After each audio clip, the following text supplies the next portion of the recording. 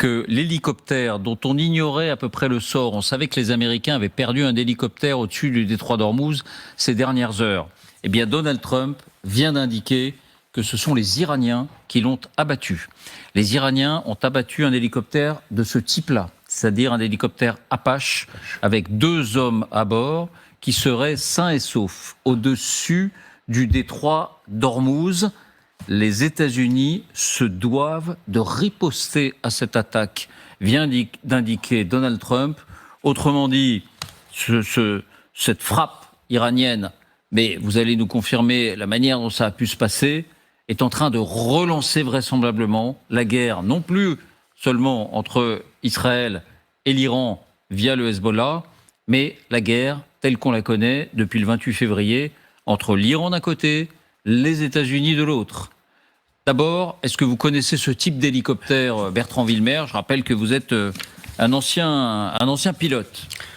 Oui, mais il est connu. C'est un des hélicoptères de combat le mieux armé, si je puis dire, qu'on peut trouver en ce moment. Non seulement il est mieux armé pour tout ce qui est offensif, mais aussi il a des systèmes d'autoprotection multiples. Donc c'est un des appareils, d'ailleurs, pour la petite histoire, qui demande le plus d'entretien par heure de vol.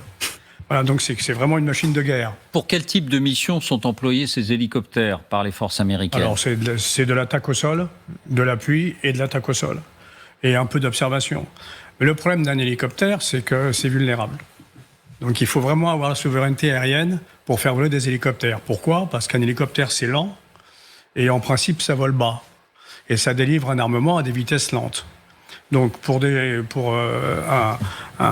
camp d'en face qui a des systèmes de missiles solaires qu'on porte à l'épaule, alors c'est un cible de choix. Ça, c'est le scénario qu'on peut privilégier, celui d'un missile sol-air qu'on transporte à l'épaule parce que c'est aisément maniable et qu'on peut se cacher juste après. Tout, exactement.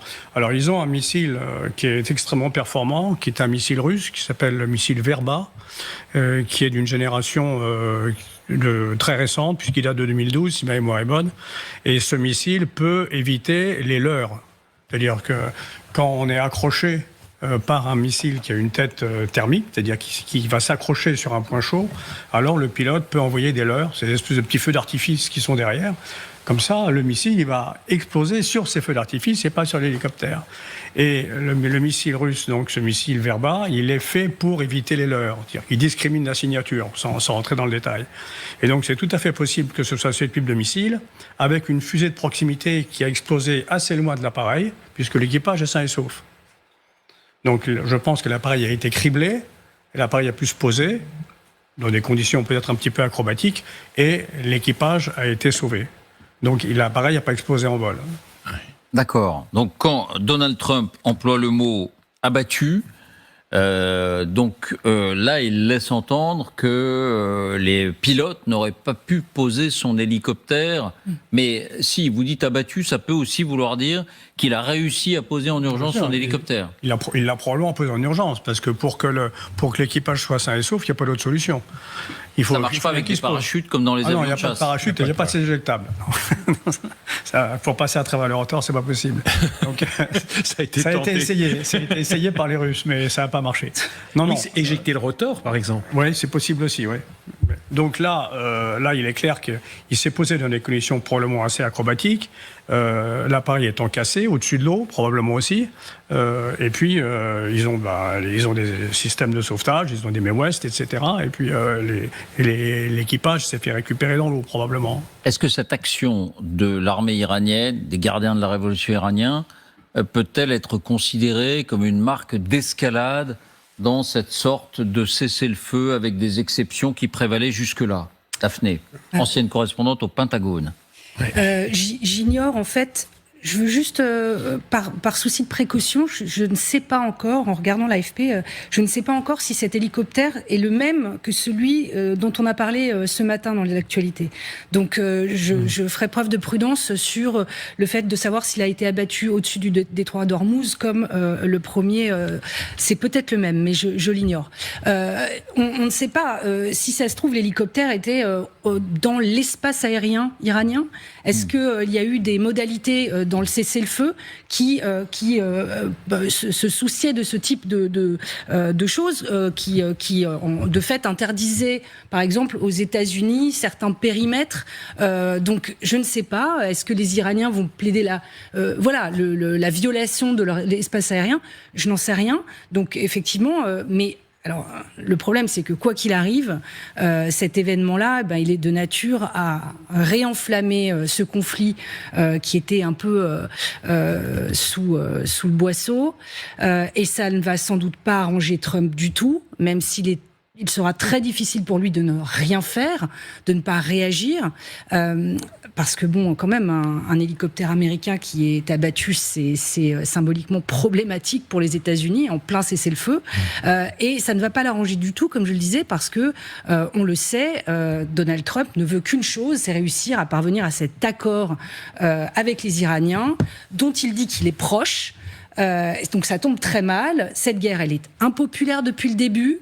Les Américains le payent cash avec les prix de l'essence, et les élections de mi-mandat américaines se rapprochent à grands pas. Donc c'est une mauvaise nouvelle pour Donald Trump. Est-ce qu'à votre sens, vous qui avez suivi tout le conflit, Christian, c'est la première fois, hormis évidemment l'avion de chasse américain qui avait été abattu, et on se souvient de l'opération de récupération du pilote, c'est la première fois qu'un aéronef militaire, comme on dit, est abattu? Un Apache, ça fait pas l'ombre d'un doute. C'est la première fois. Il est important de préciser, mais nous manquons de précision à l'heure actuelle, si ça s'est passé sur le détroit d'Ormuz partie maritime. Je l'ai, ça y est. Ça y est. Oui, apparemment, on parle bien du même hélicoptère, puisque Trump dit que c'est bien un Apache, donc c'est le même type d'hélicoptère, qui patrouillait au-dessus du détroit d'Ormuz. Au-dessus du détroit d'Ormuz. Donc sur une zone maritime, a priori. Mais pour Trump, il y a tout de suite un embarras énorme qui se pose. Il faut qu'il réplique. Mais il faut qu'il réplique de façon à ce que l'ensemble du dispositif de négociation ne soit pas pour autant compromis. Donc c'est à la fois obligatoirement une riposte cinglante, mais une riposte cinglante qui ne soit pas susceptible de remettre en cause la totalité du dispositif. Et là, c'est très très délicat. Alors sûrement qu'il y a des scénarios qui ont été étudiés par les militaires, sûrement, mais dans les heures qui viennent, nous allons être affranchis au sujet de la riposte américaine. Une riposte américaine, qu'est-ce que ça peut être dans les scénarios américains pour ce genre de ça peut être confrontation? une frappe en stand-off, c'est-à-dire à distance sur un objectif militaire. Et il y a déjà eu des appareils militaires qui ont été abattus. Il y a eu un A-10 qui a été abattu, il y a eu un F-35 qui a été abattu. Voilà. Dont c'est pas la première fois. La première opération, vous dites, c'était laquelle? Oui, les Apaches, il y a eu 2 Black Hawk, mais qui ont été abattus par les Américains eux-mêmes pour prélaisser. Ça, c'est vite au passage. Mais, dans ces circonstances-là, c'est une première. Sur l'Apache, c'est la première fois. Oui, c'est la première fois. Et pendant le cessez-le-feu, en plus, si je ne m'abuse. Oui. Comment les appareils américains qui ont été abattus auparavant... C'était pendant la phase d'offensive. Alors, on a vu les Iraniens bombarder Israël, décider de bombarder Israël parce qu'Israël bombardait le Hezbollah au Liban. On a vu les Iraniens s'en prendre à l'aéroport de Koweït, notamment, il y a quelques jours. Là, on voit les Iraniens qui s'en prennent à un hélicoptère américain. Que cherche l'Iran? On a le sentiment que c'est eux qui ont intérêt à ce que cette guerre continue. Et qui, parallèlement, il faut l'ajouter, envoie les outils, incite les outils à tirer des missiles sur Israël, pour compromettre le trafic en mer Rouge aussi. Oui.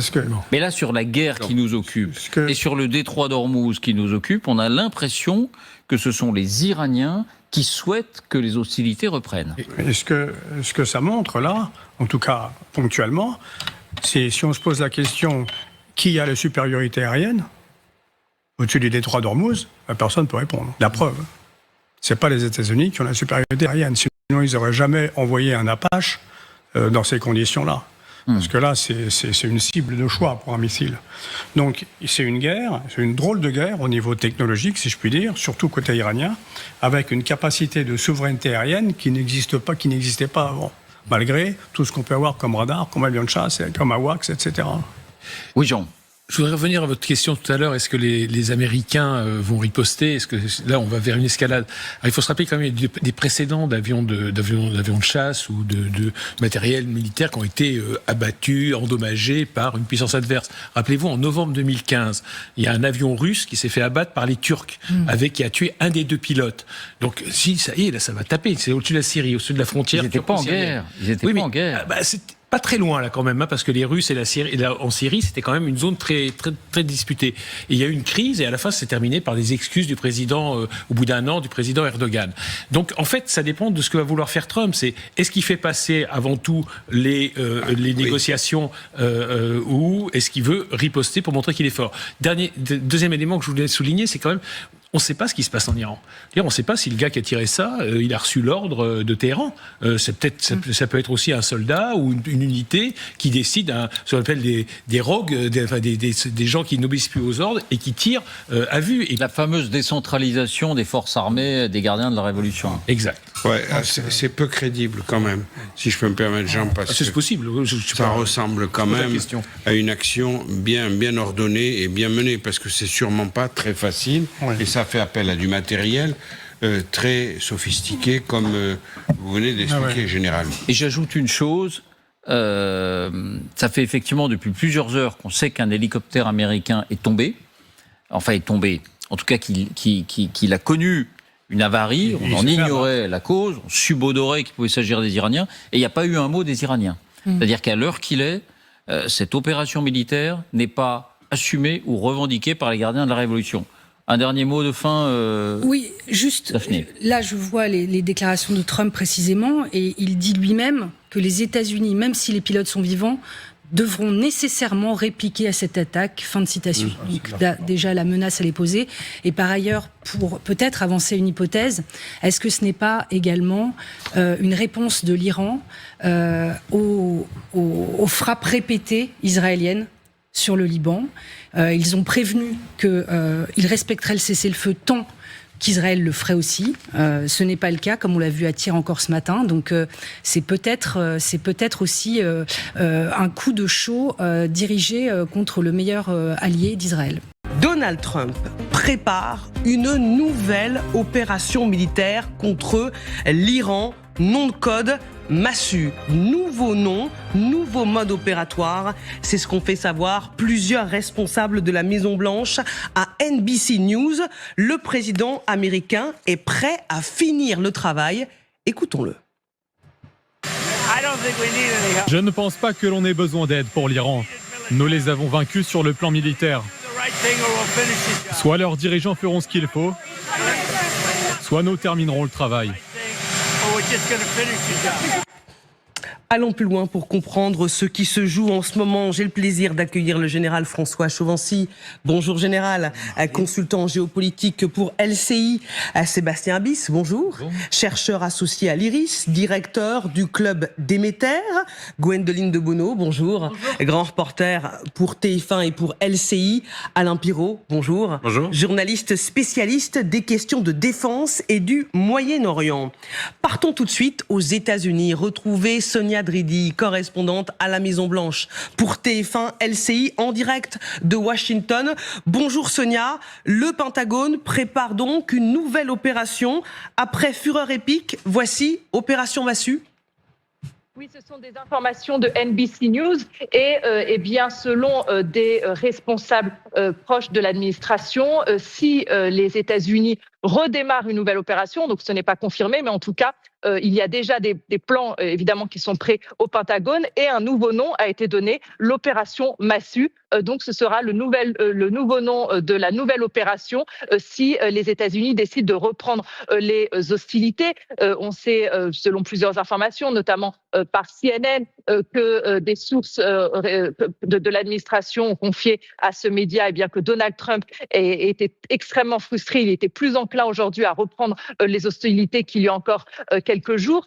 Donald Trump, hier, avant de s'envoler pour la Chine, nous a notamment dit on va gagner cette guerre de manière pacifique ou autrement. Il nous a aussi dit qu'il allait avoir une longue conversation sur le sujet avec le président chinois, et des responsables d'administration avaient aussi prévenu qu'il n'y aurait pas de décision a priori prise par les États-Unis avant ce voyage. Donc tout risque de s'accélérer finalement pendant cette visite ou après cette visite.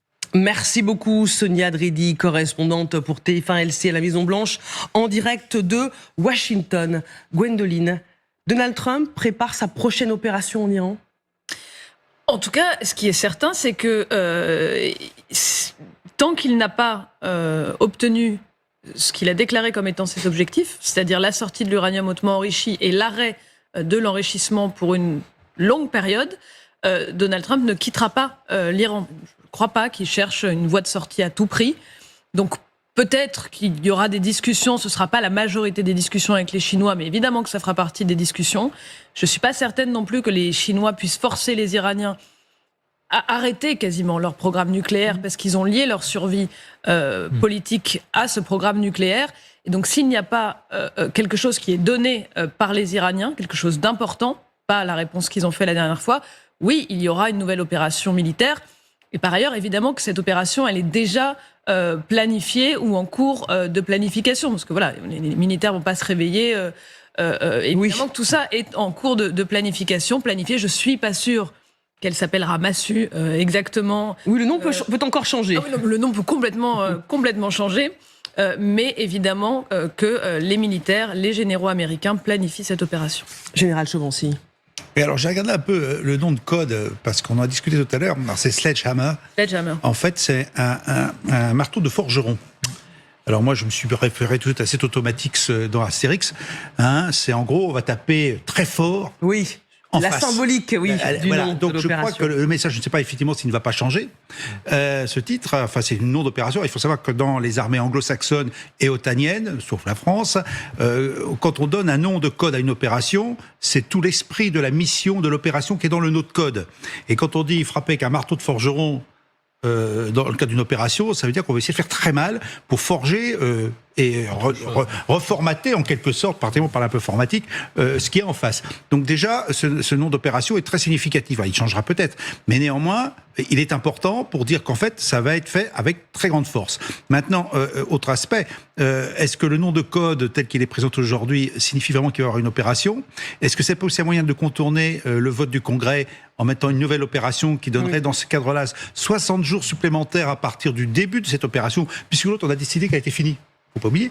Et puis, c'est pour ça qu'ils l'ont fait. Ouais. Voilà, donc on change de nom, on passe à une nouvelle opération, et finalement Donald Trump est capable de contourner le Congrès pour remettre le couvert en quelque sorte et taper sur l'adversaire. Donc voilà, on en est. Et puis moi, je rejoins ce que vous avez dit, Gwendoline, à l'instant. Hein. Je vois mal de part et d'autre comment on se mettra en situation de négocier. Ni l'un ni l'autre ne peuvent négocier aujourd'hui sans perdre la face. Puis ça veut dire qu'il y a un vainqueur et un vaincu. Donc je crains qu'on aille effectivement vers un affrontement militaire. Sébastien Abyss, Donald Trump prépare son coup fatal face à des Iraniens qui sont inflexibles et à l'obligation pour lui de revenir avec des objectifs qui ont été atteints. Est-ce qu'il lui reste d'autres options? Je précise qu'on a évidemment l'œil toujours rivé sur Pékin, puisque Donald Trump, vous l'avez vu, est arrivé dans la capitale chinoise il y a quelques minutes. D'abord, on va en parler, mais évidemment, cette rencontre à Pékin avec Xi Jinping, il ne faut pas sous-estimer à quel point le sujet de l'Iran sera quand même au cœur, visiblement, des discussions. Donc, il y a l'affaire intérieure, congrès, durée, on rebaptise l'opération. D'ailleurs, petite parenthèse, opération rebaptisée, qui est aussi avec cet esprit forgeron ou massue, donne quand même l'impression que cette guerre d'usure, on l'assume, ça va être un peu plus laborieux que prévu, ça va leur être un peu répétitif, ça va être un peu moins guerre éclair, épique, furie, que celle initialement annoncée. Donc psychologiquement, peut-être quand même ça envoie un message. Mais indépendamment de cela, Côté iranien, on voit bien que toutes les dernières déclarations tendent à montrer que, en fait, ils sont prêts et ils ont même envie d'y aller à nouveau fortement. Côté monarchie du Golfe, on voit bien qu'il y a des vraies hésitations à rentrer pleinement en frontal aussi vers l'Iran, qui commence vraiment à plus qu'agacer les monarchies du Golfe. Et puis côté de Trump, toutes ces déclarations, comme toujours un peu erratiques, c'est un peu l'incontinence verbale, Trump. On a cette affaire chinoise. On l'a souvent dit ces dernières semaines sur ce plateau, il y a eu un report de cette bilatérale à cause du dossier iranien. Cette fois-ci, il n'y a pas eu de report. Il n'y a pas que le dossier iranien, évidemment, dans cette bilatérale. Mais il est clair qu'il faut être patient par rapport à ce qui va se dire autour de cette bilatérale et l'Iran. Et les Iraniens ont quand même été très souvent à Pékin ces derniers temps, prendre des consignes. Et on sait qu'il y a une relation quand même un peu particulière entre l'Iran et la Chine. Et donc, le maintien de cette bilatérale, est-ce que c'est Trump qui a voulu la maintenir à tout prix parce qu'il faut parler de l'Iran aussi aux Chinois, ou est-ce que finalement c'est les Chinois cette fois-ci qui ont dit que ce serait bien, malgré l'affaire iranienne, qu'on reporte pas la réunion, parce que même sur l'Iran, il y a un peu de sujets à discuter ensemble. Ce qui est un peu différent du report qu'il y a eu il y a 2 mois et demi de cette bilatérale, annulée pour des raisons iraniennes. Alain Pirot, avec cette nouvelle opération, Donald Trump, on l'a dit, pourrait ainsi contourner les règles pour frapper à nouveau l'Iran sans avoir à demander l'aval du Congrès qui doit obligatoirement se prononcer au bout de 60 jours de conflit. Est-ce que ça peut passer ? En tout cas, auprès d'un certain nombre de sénateurs américains, alors on ne commente pas forcément ces vidéos en ce moment, mais vous avez un certain nombre d'auditions qui ont lieu en ce moment au Sénat américain qui sont riches d'enseignements sur une cacophonie totale qui règne aujourd'hui à Washington, à la Maison-Blanche, sur les objectifs. Parce que je pense que Gwendoline a raison sur la phrase la plus importante, c'est Trump veut ses objectifs. Mais en fait, personne ne sait très clairement à Washington aujourd'hui quels sont les objectifs précis. Il y a le nucléaire, évidemment, mais sur la chute du régime iranien, il y a toujours une cacophonie qui règne à Washington sur, au fond, et l'appel de Netanyahou ce week-end, il était aussi dans cette logique-là, c'est vous avez 2 lignes et il y a ceux qui considèrent qu'il faut aller encore dans cette ligne-là du changement de régime assumé. Mais je trouve que ce qui est très intéressant dans ces vidéos qu'on voit actuellement dans ces auditions au Sénat, c'est au fond, ils n'ont pas de plan. En fait, quand vous interrogez Marco Rubio ou un certain nombre de responsables du renseignement américain, ils disent l'idée, c'est d'arriver à la situation qu'on avait avant la guerre. Vous dites tout ça pour ça, c'est quand même un problème sur les objectifs que vous vous assignez ou même sur une stratégie plus globale. Aucune stratégie n'est apparue dans les auditions sur la manière de libérer le détroit d'Ormuz. Au fond, personne ne sait vraiment si l'opération qui avait été lancée d'escorter les bateaux, il faut la relancer ou pas la relancer. Et dans les auditions, vous voyez à quel point il y a un vide total là-dessus. Vous voyez bien la cacophonie qu'il y a dans les déclarations de Donald Trump où à la fois il dit « on a gagné » et en même temps il faut encore gagner. Donc en fait à un moment vous ne savez plus au fond si tout est déjà remporté ou s'il faut encore aller plus loin. Et je trouve que l'image du général elle a beaucoup de sens. Un marteau de forgeron il frappe sur une enclume. Si l'Iran est une enclume, alors je peux vous dire ça va pas avancer beaucoup sur la manière dont les choses vont se régler en tout cas. Sauf que normalement, quand on frappe avec un marteau de forgeron, on va frapper sur du métal à qui on va donner une forme. Et il y a l'enclume de l'autre côté. Alors qui est l'enclume ? Est-ce que c'est vraiment l'Iran ou c'est la lame qu'on est en train de forger avec le marteau du forgeron ? Mais cette lame qu'on constate, et on le voit dans les récits des renseignements américains, qu'est-ce qu'on constate ? Que les capacités notamment de missiles le long de la côte iranienne, elles sont quasiment intactes. C'est quand même une énorme surprise sur un certain nombre de faits qu'on a pu commenter. En réalité, la plupart des bases missiles ou des lance-missiles le long de ces détroits d'Ormuz sont encore intactes. Là, le narratif américain, il en prend un coup, si on part dans cette logique-là. C'est dans ce contexte général qu'on a appris aujourd'hui qu'après l'USS Alaska, repéré dans le détroit de Gibraltar, un 2e sous-marin nucléaire américain du même type, de classe OIO, a été repéré à Guam, dans le Pacifique. Est-ce un message adressé à la Chine ? En moins de 48 heures, les Américains communiquent sur la présence de 2 sous-marins nucléaires lanceurs d'engins, l'un en Méditerranée, l'autre dans le Pacifique. Juste avant le voyage de Donald Trump à Pékin, comment vous l'interprétez ? J'avoue que j'ai du mal à l'interpréter parce que, d'abord, des sous-marins lanceurs d'engins font partie de la dissuasion nucléaire. C'est-à-dire, c'est la capacité de vitrifier. On voit l'île de Guam. Hein. Donc, le deuxième sous-marin, l'USS Maine, il est au large de la Chine, sur l'île de Guam. Alors, soit c'est une erreur de communication, soit effectivement c'est un message à la Chine pour dire on rappelle que quand même dans le Pacifique nous sommes là et nous avons les moyens quand même de faire respecter ce que l'on veut faire respecter. Voilà, j'avoue que je trouve que le moment, quelle que soit la cause, n'est pas vraiment opportun.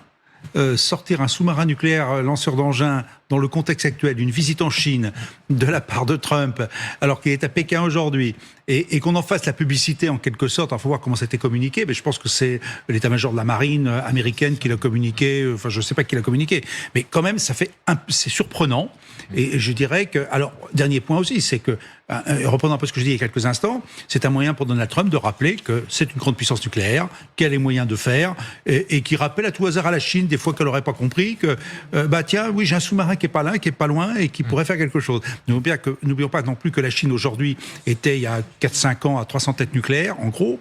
On est passé entre 500 et 1000 actuellement, avec l'objectif, me semble-t-il, en 2030-2035, d'avoir 1500. C'est qu'en même temps, vous avez un réarmement nucléaire du côté de la Chine, qui est bien en deçà de ce qu'ont les Américains, qui doivent être à plusieurs milliers de têtes. Hein. Je ne sais plus combien ils sont, mais c'est des milliers de têtes. Donc, effectivement, il y a cette suprématie. Alors, est-ce que ça fait partie du discours et du message de Donald Trump? Bon, c'est une interrogation. À la fois en Israël, mais aussi dans les pays du Golfe Persique, dans les monarchies arabes du Golfe Persique, et donc pour les obliger, à un moment donné, de faire pression sur les États-Unis pour arrêter les frappes contre l'Iran. Siavosh Ghazi, dernière information, Siavosh, pendant que vous nous parliez, je ne sais pas si vous avez déjà quelques informations, c'est Israël qui annonce avoir frappé la présidence iranienne et le Conseil de sécurité à Téhéran. Alors, on n'a pas d'informations. Je n'ai pas cette information pour l'instant, mais on a entendu une détonation donc venant des quartiers du centre de Téhéran. C'est une possibilité parce que déjà hier, il y a eu une frappe contre l'ancien bâtiment du Parlement iranien. L'ancien bâtiment du Parlement iranien est situé donc dans ce périmètre du quartier Pasteur. Là se trouvent les bureaux, le palais présidentiel, les bureaux du Conseil suprême de la sécurité nationale, et aussi la résidence du guide suprême qui a été détruite totalement samedi lors des premières frappes, et donc c'est totalement plausible que ce quartier ait été menacé, frappé de nouveau. Alors on ne sait pas si le président Pezeshkian se trouvait lors de cette frappe à la présidence ou pas. Je pense qu'on va le savoir très vite. Siavosh, une dernière question. Grégory Phillips, Grégory qui est en plateau avec nous. Oui, Siavosh, évidemment, on attend d'avoir des confirmations. Vous citiez le fait que le bâtiment de la présidence a peut-être été visé et peut-être le président Pezeshkian. Il est pourtant impliqué dans le processus de transition pour désigner peut-être bientôt un nouveau guide. Et puis un autre personnage très important, c'est Ali Larijani, qui lui préside ce conseil de sécurité. Si d'aventure il avait été visé ce matin, ce serait évidemment quelque chose de significatif. Absolument, c'est ce processus pour désigner le nouveau guide. En fait, c'est ce conseil provisoire qui a été mis en place, dirigé par le président Pezeshkian, qui est pas très visible depuis le début de la guerre. Il a fait juste une intervention enregistrée, donc qui a été diffusée par la télévision iranienne. C'est plutôt Ali Larijani qui intervient et donc qui publie des communiqués ou qui est intervenu à la télévision iranienne. Donc il est plutôt absent, le président Pezeshkian, mais de fait, si il a été tué ou frappé, ça mettrait en difficulté ce processus pour désigner un nouveau guide. C'est ce que on pensait, enfin c'est ce que moi je pensais en tout cas depuis hier, parce que l'un des objectifs d'Israël et des États-Unis, mais surtout d'Israël, c'est un changement de régime, et donc tout processus qui permet de normaliser la situation peut être visé par Israël, et donc pour que ça soit remis en cause, pour permettre un renversement du régime iranien ou une déstabilisation du pouvoir en tout cas. Siavosh Ghazi, merci beaucoup, correspondant France 24 et RFI en Iran. Je vous rappelle cette double information ce matin. Ça se passe en direct sur LCI, l'édition spéciale qui se poursuit. Tout d'abord, la mise en garde de l'Iran, de Téhéran, via son ministre des Affaires étrangères, donc qui met en garde les pays européens contre toute implication, je cite, dans cette guerre. Donc la France ciblée, visée par cette mise en garde de la part des Iraniens. Et puis vous le voyez sur votre écran, la présidence iranienne frappée par Israël. C'est Israël qui l'annonce ce matin. À l'instant, il y a quelques minutes, Myriam Amellal. Là aussi, on le voit de minute en minute, ça bouge. Les informations nous arrivent, les images via nos correspondants et nos envoyés spéciaux un peu partout dans le monde. Je pose un petit peu naïvement, j'allais dire presque la question, mais c'est un cran supplémentaire encore là qui est franchi. C'est encore une fois, c'est dans une logique. Il faut empêcher ce pouvoir de se régénérer. Après avoir tué le guide suprême Ali Khamenei, il faut empêcher cette reconstitution du pouvoir. On sait bien que c'est compliqué puisque c'est l'Assemblée des experts composée de 88 mollahs qui doit désigner le futur guide suprême. Ça se fera pas tout de suite, mais continuer à décapiter tous ceux qui sont au pouvoir, qui ont un pouvoir, même si le pouvoir présidentiel en Iran est moindre que celui du guide suprême, mais c'est dans la logique, parce que il faut pas oublier que c'est un régime qui est dans une logique de survie. C'est pour ça que tout ce qui est fait, c'est dans cette logique de survie. Menacer l'Europe par des attaques terroristes ou par des répliques, continuer à frapper les pays du Golfe, continuer à déployer toutes les armes possibles et frapper fort, c'est dans une logique de survie. Donc et de l'autre côté, c'est une autre logique, c'est celle d'empêcher ce régime de se régénérer et d'éliminer cette menace une bonne fois pour toutes. David Rigoulet-Rose. Oui, c'est intéressant là, parce qu'effectivement, sur le plan strictement politique, le président qui est élu, en fait, il a pas, dans le système iranien, il n'a pas de poids réel. Il est très faible. Il est le pouvoir exécutif au sens strict du terme des directives du guide, qui aujourd'hui a été tué. Donc il y a les Iraniens, enfin le régime iranien veut maintenir une apparence de normalité en formalisant le processus de régénération, en disant qu'il y aura la nomination d'un nouveau guide. Et dans l'article 111 de la Constitution, il est prévu effectivement qu'il y a un triumvirat, il y a 3 branches. Il y a le pouvoir présidentiel, le pouvoir judiciaire avec EGI, et un 3e membre issu de l'Assemblée des experts d'ailleurs, et du Conseil des gardiens, parce que c'est l'Assemblée des experts qui est habilitée à le faire. Donc le fait de viser un des 3 membres du triumvirat, c'est retarder, on va dire, la finalisation du processus, évidemment.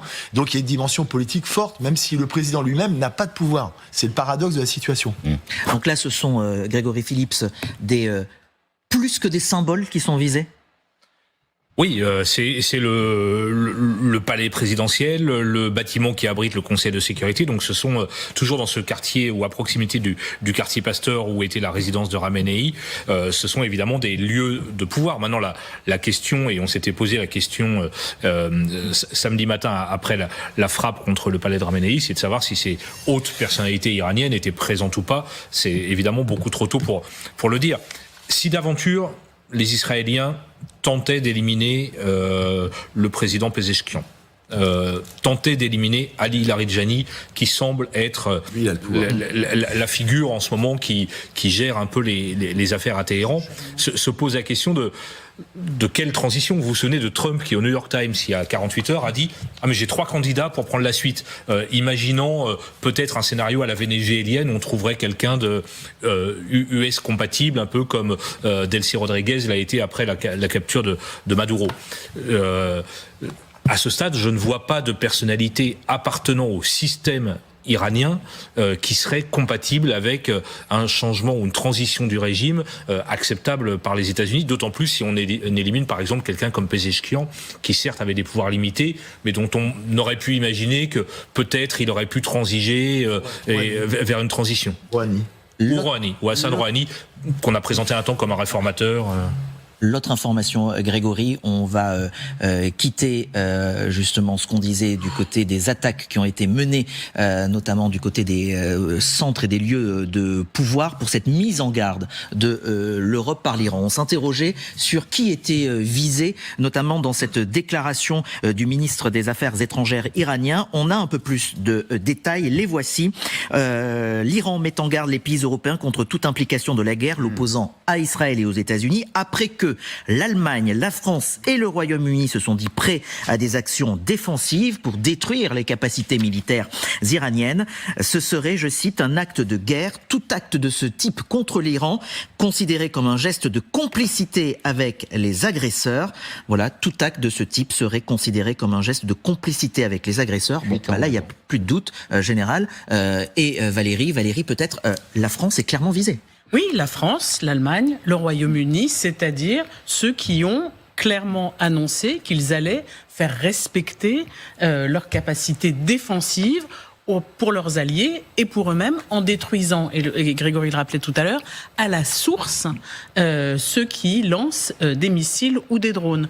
Donc on le voit, il y a là une forme de rapport de force qui s'est instauré. Le fait que des rafales aient survolé pour protéger nos bases ce matin indique que on est dans ce rapport et que l'Iran ne s'y est pas trompé. Pardon, le parallèle n'est sans doute pas bienvenu, mais ça me rappelle les accusations de co-belligérance qui étaient lancées par Vladimir Poutine à chaque fois que les pays européens affichaient leur soutien à l'Ukraine. Donc ça me rappelle, c'est la même rhétorique, je dirais. Général Vincent Desportes, là, quand ils ciblent, ils disent les actions défensives de la France, de l'Allemagne, du Royaume-Uni. Déjà, peut-être pour nous expliquer ce que ça pourrait dire et ce que ça voudrait dire ces actions défensives. Et apparemment, ça n'a pas beaucoup plu au régime de Téhéran. Alors, les choses sont assez claires. Et ce qui a déclenché ceci, c'est bien la déclaration commune de la Grande-Bretagne, de la France et de l'Allemagne. Parce que les actions défensives, ça fait un moment qu'on en fait. C'est un moment qu'on participe à la défense en détruisant des missiles, des drones, etc. Mais ce qui est visé par l'Iran, c'est ce qui est marqué dans la déclaration commune. Désormais, ces trois pays iront détruire à la source. Ça veut dire quoi ? Ça veut dire que nos rafales qui volent sont armés de scalps qui, à partir du moment où nous repérons avec nos satellites, et on sait faire les sources de la provenance de ces armes, eh bien, nous les détruirons. Et ceci est dans un acte de légitime défense. C'est pour ça qu'aujourd'hui, depuis cette déclaration, nous sommes virtuellement en guerre. La France est en guerre. Je crois qu'il faut le dire, le redire. Nous n'avons pas choisi cette guerre, mais nous sommes dans cette guerre et je crois que les Français doivent globalement le comprendre. L'armée iranienne qui vient d'annoncer qu'elle a mené des attaques sur Israël et sur une base américaine au Qatar, une des dernières informations. C'est une fuite en avant. C'est une folie. C'est une vraie fuite en avant. C'est-à-dire que ils ne peuvent plus faire marche arrière. Il n'y a pas d'issue militaire manifestement favorable pour eux. Donc, ils vont chercher ce qui est douloureux pour l'adversaire. Alors, c'est des menaces à l'égard des démocraties européennes, notamment, avec un vrai savoir-faire dans ce domaine, comme on l'a évoqué tout à l'heure. Ils l'ont déjà démontré. Les otages, le Drakkar, etc. Enfin, ce sont des régimes qui n'économisent aucune mesure qui peut nuire à l'adversaire. Et il y a néanmoins quelque chose que j'arrive pas à comprendre. Vous voyez, j'ai pas d'explication à la logique. Pourquoi se mettre le monde entier à dos ? Pourquoi bombarder des pays qui sont les coffres-forts de leur fortune personnelle, les avoirs, les 200 milliards de dollars qui ont été accumulés par les uns les autres, les gardiens de la révolution, les dignitaires du régime, se trouvent dans des banques qui sont au Qatar, aux Émirats arabes, qui se trouvent dans ces... Pourquoi vous allez bombarder votre propre coffre-fort ? Il n'y a pas d'autre explication, Julien, que la fuite en avant. Ce sont des gens qui avance aujourd'hui dans la guerre, probablement avec la certitude de la perdre. Général. Il y a une explication, c'est que, Peut-être. Oui, il y a des explications. Non, mais sûrement même. Mais avant même le début de la guerre, l'Iran avait dit si nous sommes attaqués, nous mettrons le Moyen-Orient à feu et à sang. Et finalement, de la même manière que souvent les gens font ce qu'ils ont dit, ils font ce qu'ils ont dit, même si effectivement il n'y a aucune logique rationnelle. Rationnelle, c'est ça. Il est un peu plus de 11h sur LCI. Je vous rappelle ces deux informations. L'Iran qui met en garde l'Europe et les pays européens qui prendraient part à cette guerre. Donc les met en garde contre toute implication dans cette guerre. L'Allemagne, le Royaume-Uni et la France sont clairement visés. Et puis Israël qui annonce de son côté avoir frappé la présidence iranienne et le Conseil de sécurité à Téhéran. De nombreuses munitions, je cite, ont été larguées sur les bureaux de la présidence et le bâtiment du Conseil suprême de sécurité nationale, dirigé, vous le rappeliez Grégory Phillips, par Ali Larijani. C'est ce qu'a précisé l'armée il y a quelques instants. Donc voilà, ça se passe en ce moment même. On vous le fait vivre, bien évidemment, sur LCI. Et à l'instant, ce sont des explosions qui viennent d'être entendues à Doha et à Manama. Donc on voit que ça bouge, que les cibles sont multiples, à la fois en Israël, à la fois au Liban, en Iran, dans les pays, dans les monarchies du Golfe. Là, Valérie, quand on voit cette mise en garde de l'Iran à destination de l'Europe et de la France. On avait vu ces derniers jours un président de la République qui était mobilisé, des conseils de sécurité et qui se sont multipliés. Hier soir. Hier soir, exactement, hier soir. Les déclarations du président, du ministre des Affaires étrangères, le ministre de l'Intérieur qui est mobilisé. On sent bien que cette guerre, je lisais un éditorial ce matin qui disait à l'époque, on voit que les choses évoluent, il y a le conducteur et la France, c'est peut-être aujourd'hui seulement passager, ça change. Oui, et puis ce qu'on voit, on en discutait avec David Rigoulet-Rose avant de rentrer sur le plateau, c'est que on s'interrogeait hier sur la notion d'embrasement de la région. Je crois que l'embrasement est dorénavant manifeste. Il y a la région, le Proche et le Moyen-Orient, et puis maintenant, avec la manière dont l'Europe tente de se défendre, il y a aussi une implication européenne. Il faut dire que, indépendamment de la France, qui évidemment nous intéresse au premier chef, le chancelier allemand a dit partager les objectifs de Donald Trump et de Benjamin Netanyahou, tout en exprimant des doutes sur la méthode. Donc, on le voit, rien n'est tout à fait binaire en cette affaire. Et ça, Valérie, ce sont les images de la présidence iranienne. C'est fourni par l'armée israélienne, par Tsahal. Est-ce qu'on peut expliquer, peut-être, Général Grégory, ce qu'on est en train de voir ici au niveau de ce quartier, de cette présidence iranienne, ces lieux de pouvoir ciblés par Tsahal? Général Grégory, allez-y. Oui, on se demande qui. Alors, vous savez que je suis brigadier chef quand j'ai fait mon service militaire. Je ne suis pas monté aussi haut dans la hiérarchie militaire. Et je vous parle d'un temps que les moins de 20 ans ne peuvent pas connaître. Non, c'est... Alors, pour être allé plusieurs fois à Téhéran, je ne connais pas spécialement ce quartier, mais il me semble avoir entendu Siavosh nous préciser qu'on était à proximité dans ce quartier Pasteur du lieu de résidence de Khamenei qui avait été frappé samedi. Juste un mot, et pour nous inciter à la prudence, ces images sont issues d'un briefing organisé par le porte-parole de l'armée israélienne qui nous explique donc que ces bâtiments ont été visés. On met évidemment tout le temps, souvent en doute la propagande des belligérants dans une guerre. Il faut être prudent sur l'état de destruction. Pour l'instant, ces images sont fournies par l'armée israélienne et nous saurons sans doute dans les prochaines heures, peut-être que nous aurons des images satellites plus précises pour montrer effectivement la destruction ou non de ces bâtiments et le résultat de ces frappes. Là, c'est l'armée israélienne qui nous communique ces images, évidemment. Et on va aller direction Téhéran, en Iran, où nous retrouvons le correspondant de France 24 et RFI, Siavosh Ghazi. Siavosh, donc Israël qui frappe la présidence iranienne. Est-ce que vous avez de nouvelles informations, Siavosh ?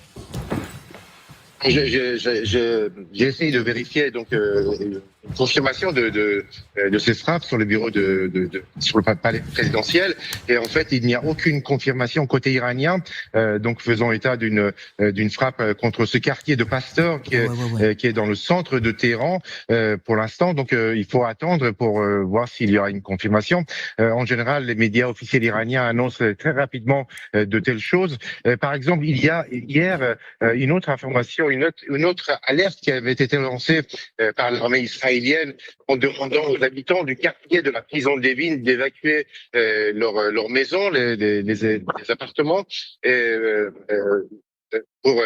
en annonçant qu'ils allaient frapper la prison d'Evin. En fait, il n'y a pas eu de frappe contre la prison d'Evin. Est-ce qu'on est dans la même hypothèse? C'est une possibilité, mais il faut attendre encore un peu pour voir s'il y a une confirmation d'une telle attaque contre le palais présidentiel et les bureaux du Conseil suprême de la sécurité nationale, qui avaient été aussi touchés lors de la première frappe samedi, lorsque le guide suprême iranien a été tué dans sa résidence, qui se trouve dans le même périmètre. C'est-à-dire que là, dans ce périmètre du quartier Pasteur, il y a le palais présidentiel. Ensuite, il y a l'ancien bâtiment du Parlement iranien, le conseil de discernement aussi, le conseil de discernement qui regroupe des personnalités importantes du pouvoir iranien. Il y a le conseil suprême de la sécurité nationale, la résidence du guide, le siège, les bureaux du chef de l'autorité judiciaire. Donc c'est vraiment le centre du pouvoir iranien qui est réuni dans ce quartier de Pasteur. Donc, des bâtiments avaient été touchés déjà samedi. Pour l'instant, on n'a pas de confirmation d'une frappe sur le palais présidentiel. En revanche, les Iraniens ont annoncé donc une frappe contre les installations de Natanz, dans la région d'Isfahan, et d'autres frappes contre plusieurs villes de province, notamment la ville d'Isfahan, la ville de Shiraz, Tabriz, Karaj et aussi Kermanshah, près de la frontière irakienne. Donc plutôt des bombardements qui sont concentrés dans la partie occidentale de l'Iran. Merci beaucoup Siavosh Ghazi. Je rappelle ces deux informations. Israël qui dit avoir frappé la présidence iranienne, et puis l'Iran qui de son côté met en garde un certain nombre de pays européens, dont l'Allemagne, le Royaume-Uni et la France. Écoutez le ministère des Affaires étrangères iranien. Ce serait un acte de guerre. Tout acte de ce type contre l'Iran serait considéré comme un geste de complicité avec les agresseurs. Ce serait considéré comme un acte de guerre contre l'Iran. Défensivement est synonyme d'offensive. Cela n'a aucun sens. Veulent-ils priver l'Iran de sa capacité à se défendre contre les agresseurs? Ce serait regrettable que ces pays prennent parti. Les agresseurs ont déjà fait assez contre l'Iran. Et vous l'aurez rectifié de vous-même, le porte-parole du ministère des Affaires étrangères iranien. Claire Cambier, bonjour, du service international de TF1 LCI. Quand on a ces deux informations, il est 11h10 sur LCI, à la fois Israël qui dit avoir ciblé et visé et frappé la présidence notamment iranienne, et puis cette mise en garde de la part de l'Iran, on doit le prendre comment? C'est un coup de pression, un avertissement, une alerte sérieuse? C'est un avertissement. Il est certain que les Iraniens se devaient de réagir. Les Européens, France, Grande-Bretagne, Allemagne ont indiqué qu'ils aideraient au niveau défensif. Et c'est vrai qu'on peut se poser la question au niveau défensif, c'est est-ce qu'on va déployer des systèmes de défense anti-aérien? Alors certains médias ont indiqué que la France avait d'ailleurs livré certains de ces systèmes à Chypre, dont sur laquelle une base britannique a été attaquée. Est-ce que ça peut aller plus loin avec des attaques sur, par exemple, les rampes de lancement? Ce serait aussi finalement défensif en soi.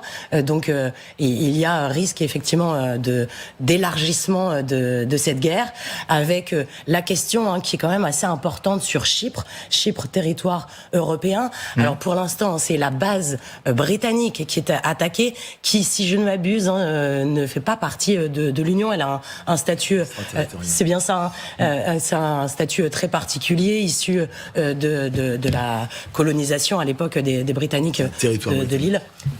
Territoire britannique, mais qui ne fait pas partie de l'Union. C'est une David Rigoulet-Rose. Oui, non, mais c'est ça, c'est pour confirmer ce que vous dites. Donc on voit, oui, Claire, sur cette mise en garde de l'Iran vis-à-vis de l'Europe, la France qui est ciblée, encore une fois, si vous nous rejoignez et que vous voyez cette information qui est en train de s'afficher, j'allais dire que, voilà, vous le disiez, Général, et je trouvais que la formule était juste, c'est comprendre qu'on fait partie intégrante, qu'on est partie intégrante de cette guerre qui nous concerne. Ah, c'est absolument clair, c'est absolument clair. On l'était déjà de fait avant la déclaration tripartite d'hier matin, mais aujourd'hui, la France est prête à frapper elle-même avec ses propres armes la source des coups qui lui seraient portés. Donc de fait, ça peut se passer dans 15 secondes, ça peut se passer cet après-midi, ça peut se passer demain. Et de fait, nous serons considérés comme un adversaire légitime par les Iraniens, et de fait, nous sommes aujourd'hui virtuellement en guerre. Pour le moment, les Européens se montrent très prudents. D'ailleurs, le président américain en veut beaucoup à Keir Starmer, le Premier ministre britannique, puisque la Grande-Bretagne ne veut pas s'immiscer dans ce conflit, ne veut pas participer aux frappes. Pascal. Oui, alors le rapport avec l'Iran a toujours été compliqué. Là, très clairement, il s'agit de menaces. Qui sont des menaces pour le moment, enfin moi je les considérerais avec un peu de recul, je ne sais pas ce qu'en pense le plateau, indirect. Mais on peut passer très vite à l'action. L'Iran est le dos au mur, enfin les dirigeants de ce régime sont aujourd'hui le dos au mur pour preuve leur stratégie de défense. C'est-à-dire que c'est tous azimuts. Dans une guerre, normalement on se cherche des alliés, on cherche à élargir le cercle de ses amis. C'est exactement l'inverse qui se produit aujourd'hui. Au contraire, alors on dit oui, mais l'Iran a des alliés économiques, sauf que les alliés économiques sont muets aujourd'hui. La Russie, la Chine, etc. Personne ne mettra le pied dans ce conflit. Et Or, la fuite en avant, je ne m'explique pas très bien la stratégie choisie par les dirigeants iraniens. Il y a probablement beaucoup de confusion. C'est-à-dire que j'imagine qu'il y a beaucoup plus de confusion qu'on ne l'imagine au sein du pouvoir iranien aujourd'hui. J'ignore d'ailleurs comment est distribué le véritable pouvoir, qui prend les décisions. Qui prend la décision finale, par exemple, d'aller bombarder Doha, Oman, le Qatar, les bases américaines, les bases françaises? Est-ce que c'est le pouvoir religieux? Est-ce que c'est le pouvoir civil? Comment s'articule-t-il? Quelle est la cohérence des décisions qui sont prises dans le domaine militaire comme dans le domaine économique? J'ai du mal à lire la position de l'Iran, sauf à l'expliquer précisément par la confusion. Et se rajoute à ça le fait même de la guerre qui est la friction. Ouais. Et ça explique bien que le ministre des Affaires étrangères iranien, hier, ait regretté la frappe sur Oman, qui était un coup de doigt ou une erreur ou une décision personnelle. Donc on voit bien qu'il y a peut-être encore, qu'est-ce qui reste des canaux de transmission? On n'en sait rien, on ne sait pas qui est chef. Qui sont les chefs, on ne sait pas comment ça communique, et puis il y a la guerre qui amène en permanence des bavures, dont la frappe sur le Oman. Dernière information, l'armée israélienne qui mène une incursion terrestre dans une zone frontalière du Sud-Liban. Voilà ce qu'on vient d'apprendre, c'est une source militaire qui l'a confié à l'agence France-Presse, à l'AFP, donc l'armée israélienne qui mène une incursion terrestre dans une zone... L'armée libanaise est remontée de 20 km, je regarde régulièrement l'Orient le jour, qui est le journal libanais qui donne des informations précises. L'armée libanaise est remontée d'environ 20 km. Alors l'armée libanaise, elle est très symbolique, c'est pas grand-chose. C'est quelques compagnies. Alors il y a pas de moyens il y a pas de chars, il y a pas d'avions, d'hélicoptères. L'armée libanaise est assez indigente aujourd'hui, mais il est significatif qu'elle retrouve une situation qui était à peu près celle des années 80-90, quand l'armée du Liban Sud, du général Lahad, c'était une armée qui était supplétive de l'armée israélienne, mais qui assurait une espèce de profondeur stratégique au nord de l'État d'Israël, qui protégeait toutes ces régions, qui a remonté le Hezbollah de quelques kilomètres.